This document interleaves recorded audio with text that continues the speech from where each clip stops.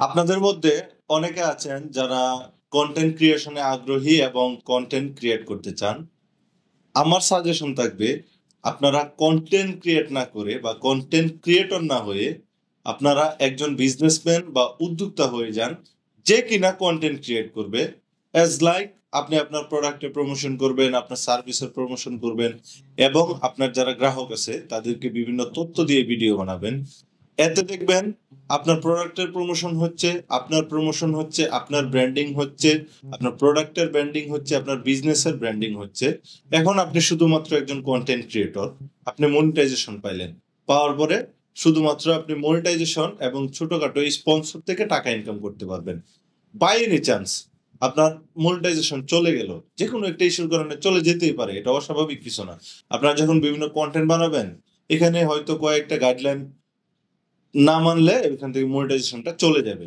এখন চলে যাওয়ার পরে কি হবে? চলে যাওয়ার পরে আপনার যে মেইন ইনকাম ওইটা কিন্তু শেষ। তার মানে বিভিন্ন স্পন্সর থেকে আপনার টাকা ইনকাম করতে হবে। স্পন্সরে কিন্তু বেশি টাকা আসে না। আপনি যদি বাইরের কোনো কন্টেন্ট ক্রিয়েটর হতেন তাহলে হয়তো আপনি হিউজ একটা অ্যামাউন্ট ইনকাম করতে পারতেন। কিন্তু বাংলাদেশে থেকে আপনি কন্টেন্ট ক্রিয়েশন করে তেমন স্পন্সর পাবেন না। অন্যদিকে আপনি একজন বিজনেসম্যান যে কিনা কন্টেন্ট ক্রিয়েট করতেছেন, তার মানে আপনার কন্টেন্ট গুলো মানুষ দেখতেছে, ভিউজ হচ্ছে, এতে আপনার সেল হচ্ছে। পাশাপাশি আপনি যদি আপনার পেজ বা আইডিতে মনিটাইজেশন অন করে রাখেন, ওইখান থেকে আপনার ইনকাম আসবে। এখন আপনি আপনার পেজ থেকে মনিটাইজেশন হারিয়ে ফেললেন, তখন কি হবে? তখন কিন্তু আপনার যে এই যে বিজনেসের ব্র্যান্ডিং হইলো, আপনার প্রোডাক্টের ব্র্যান্ডিং হইলো, ওইখান থেকে কিন্তু আপনার যে সেলটা আসার কথা ওইটা কিন্তু ঠিকই আসবে।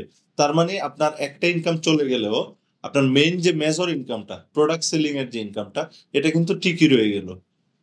তাই বলবো আপনারা কন্টেন্ট ক্রিয়েটর না হয়ে একজন বিজনেস ওনার হন যে কিনা কন্টেন্ট ক্রিয়েট করবেন। ধন্যবাদ সবাইকে।